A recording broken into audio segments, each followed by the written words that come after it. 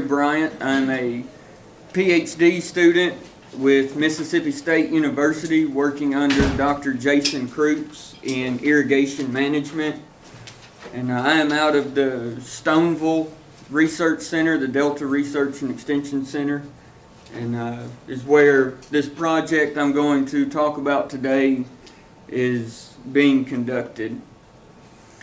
And so our project is looking at in-field best management practices, namely tillage and cover crops, with the hope of improving irrigation application efficiency.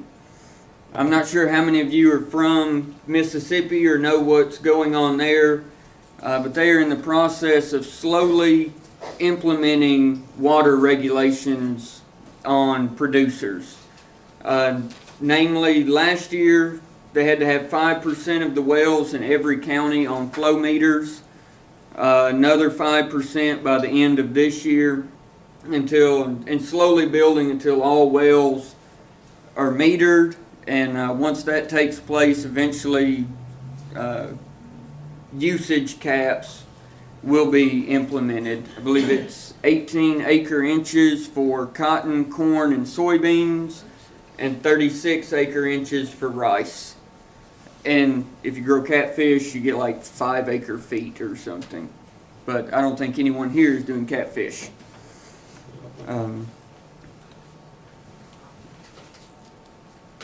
So our current issues are, number one, you'd have to live under a rock not to know aquifer depletion worldwide. I found a map, it's not in this talk, but it shows all of the aquifers in the U.S. and ranks them on a scale. Green is good, red is bad. 3 aquifers in the U.S. are listed as red. The San Joaquin, everyone's heard of that in California, their issues. The Ogallala in West Texas and Oklahoma, everyone knows the problems they're having.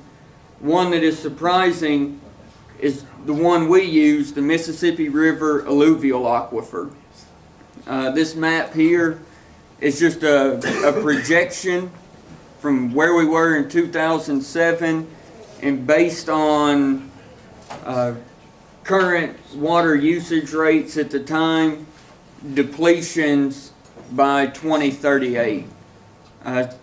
So as you can tell, in 2007 we had some trouble areas, but there was still a lot of green.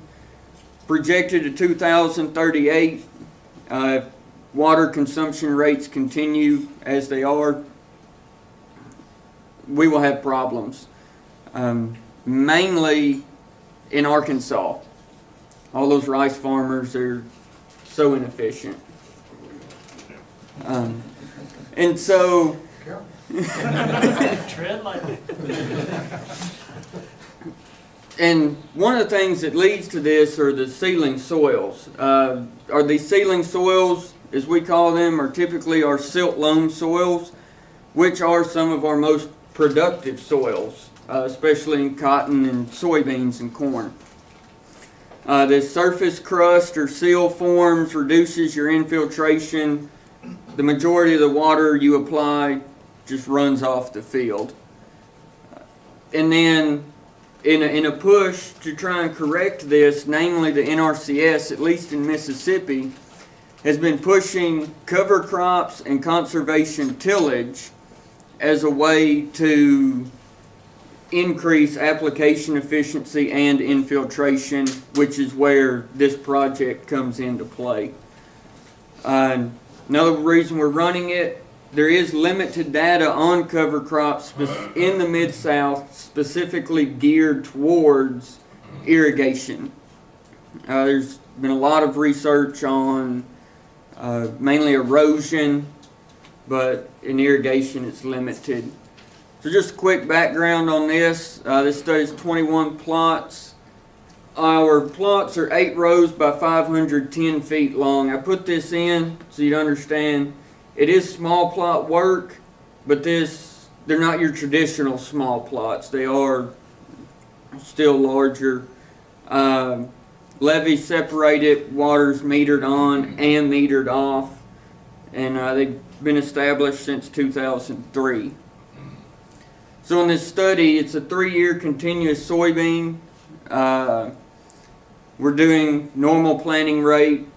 I didn't get that changed from the last talk I gave. It's 140,000 seeds to the acre.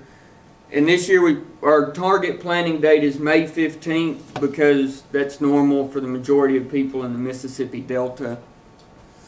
This past year, we had 4 treatments, and that includes a minimum till with no cover, or a fall till, a minimum till with a cereal rye cover, minimum till irrigation till with no cover, and conventional tillage with no cover.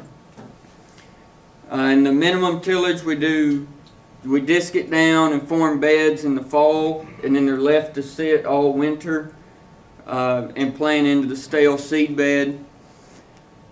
And our minimum tillage irrigation tillage are former no-till plots that were established in 2003. There was no bed left. It was flat. With furrow irrigation, you have to have a furrow. My counterpart with the USDA, ARS there in Stoneville, that established these plots and is a big no-till fan, I'm pretty sure I made him cry when I told him I was going to have to run a sweep plow through his no-till plots once a year before we started irrigating. He was not happy with that, but it happens. And then in our conventional till, it's the same thing. We disc it under in the fall, leave it flat through the winter, come back through, disc it or field cultivate it in the spring, and then hip it, form beds. And then our cereal rye is planted at 60 pounds per acre. And just because that's the normal planting rate. We're trying to keep this study in line with what producers of the area will do. That way when they come and they have questions, we can say, we ran everything as close to this as you would do as we can in a small plot situation. So this year we scheduled irrigations using FAO 56. Does anyone know what that is? It's just a scheduler based on climate and growth stages of a crop. In the heat of the summer, it triggers about every 7 days. So it's pretty much that same schedule a farmer would use.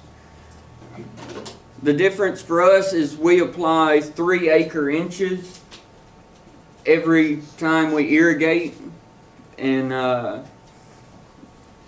whereas most farmers let it hit the tail ditch and shut it off. And our goal was to schedule based upon moisture sensors. However, the crust formed, the soil sealed, we weren't getting water in, we couldn't move our sensors, and we lost our trigger points on that. Actually, the first time I watered the minimum tillage plots because we wanted to water by treatment, watered, went out 2 days later, checked my sensors, and they'd gone up 10 points. And I was like, oh, this isn't right. So we had to readjust from there. And we are using surface water for this. It's the field is right there next to Deer Creek. It's the Deer Creek soils, as everyone in Mississippi knows them as. And so now to get into some of our results, we did determine our infiltration rate based upon infiltration rings. It was just an 8-inch ring that we drove about 2.5 inches deep into the soil, fill it up with water, and then time how long it takes to run out. The summer workers do not like this study. It was in the middle of July, and they had to sit out there for, I believe, 11 hours until the last ring emptied. And these infiltration rates were determined. We did 1 in a bed, 1 in a traffic middle furrow, and 1 in a non-traffic middle furrow. And this picture down in the bottom's one of my co-workers helping me install the rings. I put that in. I know I'm kind of scrawny. I didn't want anyone to worry. I did bring help to put these in. I didn't work with myself too hard. But the chart is all of our infiltration rates based or averaged for all locations per treatment. So bed, traffic middle, non-traffic middle, all brought together. And as you can see, we greatly increased our infiltration rate with the rye cover crop. I mean, it's not even close. Whereas the other three, still pretty close together. Our minimum till, no cover, was the next highest numerically, but it's, I don't even think, 5 millimeters an hour higher than the next one. And our no-till, no cover had our lowest or our slowest infiltration rate. And so with these plots also, since we have each plot individually drained and a flow meter in the pipe, we know exactly how much water runs off each plot each time we irrigate, and we know exactly how much we put on. So this chart here is our average runoff volume for all irrigations. We had 5 irrigations this summer. It rained almost all the way through June, but when it stopped, it stopped. It got hot and we had to start watering. So we still got 5 in. Our minimum till, no cover had our highest runoff at just about 14,000 gallons every time we irrigated. About 14,000 gallons ran off. 3 acre inches on this plot, or on these plots, is about 29,000 gallons. So almost half the water we applied to these minimum till, no cover plots ran off into the tail ditch. And then our conventional till, no cover, gets a little better. Still not good. Whereas our no-till, no cover had the least amount of runoff. Another thing we did is every time we irrigate, we timed every row of every plot, how long it took to reach the tail ditch. To let you know, it takes 8 hours to put 3 acre inches onto this field. So for 8 hours, you're at the bottom of the field riding up and down on a gator, watching water come out. Our rye cover and no-tills, or the minimum till irrigation till, took almost 250 minutes to reach the tail ditch. So that is about 4 hours to reach the tail ditch, whereas our minimum till, no cover, took approximately 110 to 120 minutes. And this is, again, averaged over all of our irrigation events. And so we see, again, our rye cover and our no-tills slowed down our flow rate, held that water on the field longer, which in turn should increase our infiltration. And so based upon those, we calculated our application efficiency. Our no-tills had an application efficiency of approximately 83%. The rye cover was just a little bit behind it at, I believe, 78 or 77%, followed by conventional till and minimum till.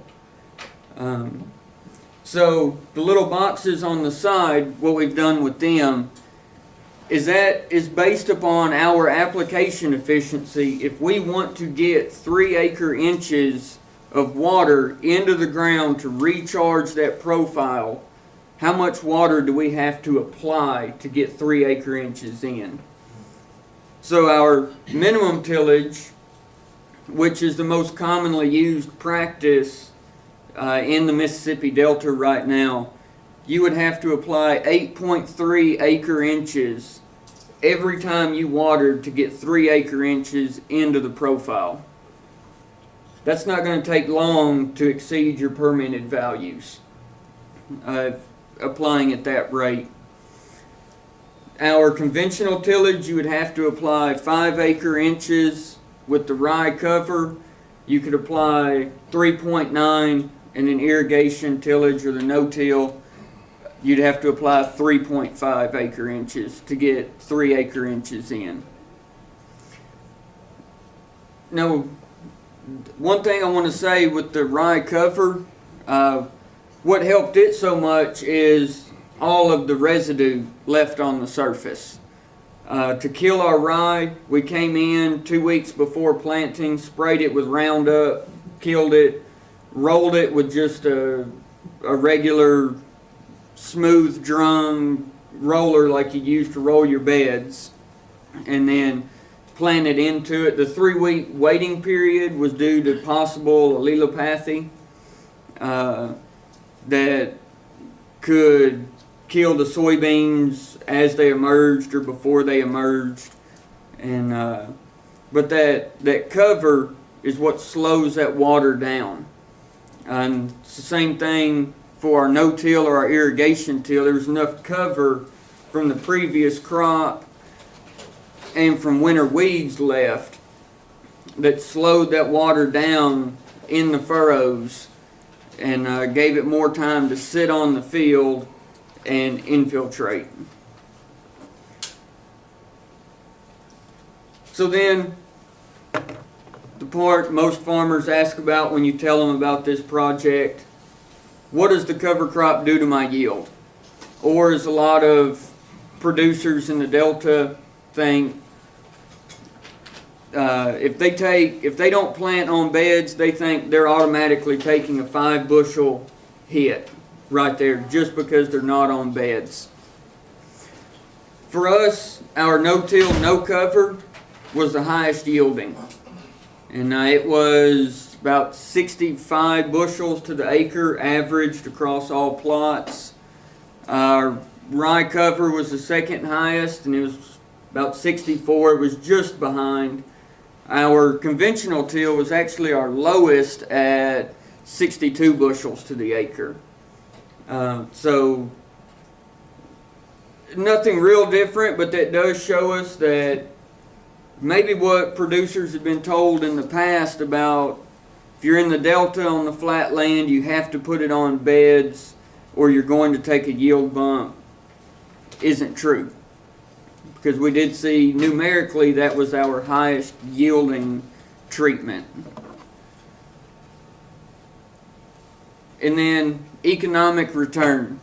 As we thought, the no-till, no-cover is we get the highest economic return. Less passes across the field. It was sprayed 3 times it was burned down, and then 2 other herbicide applications until the crop canopied and shaded out the middles, and then a trip for planting and the 1 trip to run the sweeps through before irrigation initiation. Our minimum till no cover was our next best, even though it was our most inefficient from a water standpoint. And then our rye cover is lower. That was due to the cost of planting the cover crop. Now, even though none of this breaks out as significant, that is from the lowest to the highest a $54 an acre difference. No farmer's going to do that. However, the study this year is basically our worst case scenario. Everything got watered the same. You could walk these plots and tell that the rye cover and the no-till still had moisture in there, but since we couldn't move our sensors, we had to trigger our irrigations based upon something. And FAO 56 was the only thing we had left, so everything got watered the same. We are looking next year, different sensor placement, trying to be able to move those sensors. And so the thought is, we can move these sensors, these rye covers will hold soil moisture longer. You can stretch it out, and either, if it's a really dry summer, stretch your interval between irrigations far enough that you can cut out one irrigation through the year, or you can stretch it long enough to get a rain. And if you can stretch it and get a rain, that starts you over, and you might be able to stretch it and catch most of the rains through the summer. Or with that cover crop and that soil surface covered, you'll be able to hold on to the water you get from the rains longer. Your evaporation will be reduced, and really hold on to that water and make use of it instead of it just running off the end of the field. And then we didn't have a weed aspect put into this, but on these rye cover plots, they got sprayed exactly the same as the no-tills, the conventional tills, and the minimum tills. But you could go out and walk in this field for 6 years before we started this study was corn. It is a pigweed haven, basically. Summer crew also hated that. You don't have anything to do, go pull pigweed.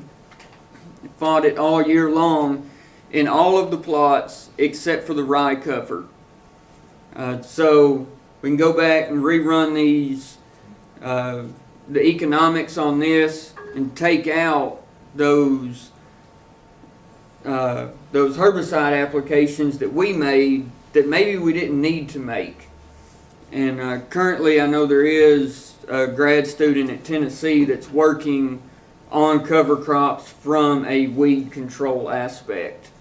And I've talked to him several times through the year about what he's seeing and what I saw just looking without an actual weed test going.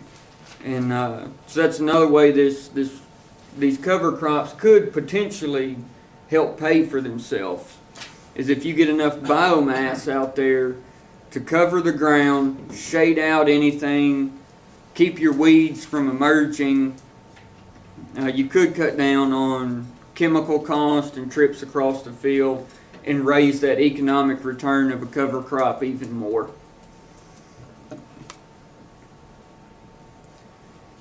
And so, just basically, go back over what we saw. Conservation tillage, even such as a no-till, where you really don't have a bed, or a rye cover crop, had no statistical impact on yield. A little bit of a numerical difference, but our numerical difference was about 2 to 3 bushels an acre.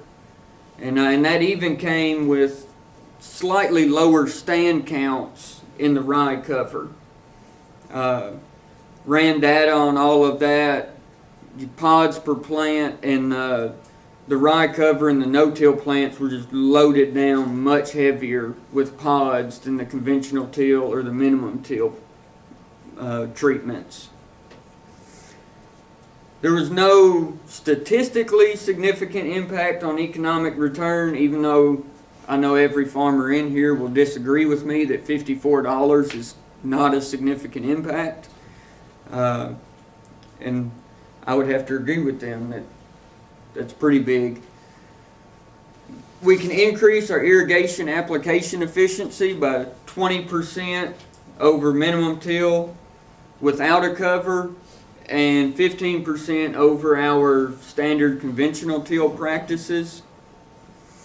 We believe this is the reason the conventional till had a little higher application efficiency, is because of the working the ground in the spring, forming beds.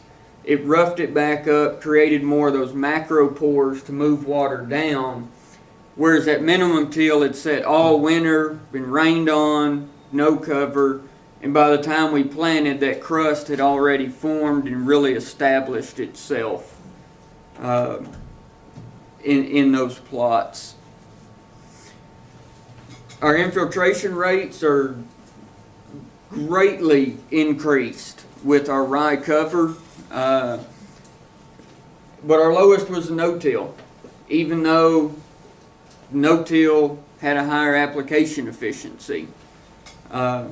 And that again has to do with that water taking longer to run off the field, being allowed to sit on the field longer and soak in and get to where it needs to be. And then going forward in this project, we're adding tillage radish. We got it planted this year.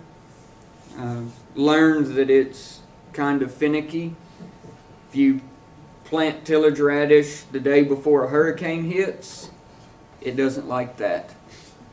And then try to get our irrigations, our sensors, to move so that we can schedule on that and we can truly see how far can we stretch these irrigations before we have to hit it with water, and what does that do to our economic return at that point. Can we cut out 1, 2, possibly even 3 irrigations depending on the year by using these cover crops.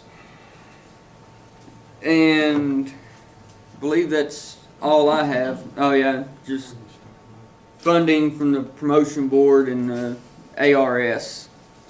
Does anyone have any questions? Dr. Henry. Did you adjust your irrigation costs for the increase in irrigation efficiency? No, sir. Well, you really should do that because that would adjust your profits a little bit. Because if you've got better efficiency, consume your irrigation costs is probably less, right? Yes, sir. As much water, so And- there's economic gain there. And I believe that's what Jason was talking to me about this morning, is going through and adjusting based upon that efficiency. He's always ahead of me, so. Hey, I called you first when I was looking for PhD positions. More than an engineer, though. True. I'm just a dumb redneck. Yes, Or sir. you said you killed your rye 3 weeks early due to a concern about it killing your seed and soybeans. Would you have that same concern for planting corn that you did for planting beans? Based upon the literature I've read and work that's been done with this, yes, sir. Thank And some people, it's a little mixed. And I talked to Dr. Andy Price at the ARS lab in Auburn, Alabama, that has done a lot of work with cover crops in the southeast, there in Georgia. And he told me it depends on your rain. That if you kill it, roll it, and you get a good rainfall on it, within 2 or 3 days, you can go back in and plant right after that. It'll wash anything out of the rooting zone for your seedlings germinating. You shouldn't have an issue, but if you don't get a rain, then that 2-week window to let all that leach out of the rooting profile. Which, I mean, is there kind of a rule of thumb? I actually planted into quite a bit of rye green, isn't it? You either want to do it green or graveyard dead. Is that kind of the I believe thought so. process? I know that they're kind of mixed on planting into a green. What are your thoughts on planting into green rye and killing it behind the planter? I did that with corn a lot. I didn't get burned, but that was 1 year. Me personally, I don't think I would do that. I just don't see, well, our rye, by the time we killed it, it was 5 feet tall. And the problem you get with corn and beans is it may be that tall. You hate to kill it that tall and then wait 2 weeks, whereas planting to it. Right. Yeah, and it is mixed. The results and what they say on planting into green, and I think that goes into how late in the year are you planting? Because if it was cotton, and you're planting in May, and it's still green and growing when you plant, you may not have had a rain since the middle of April, and that that rye is sitting there growing and using water, and so you could get hurt on that.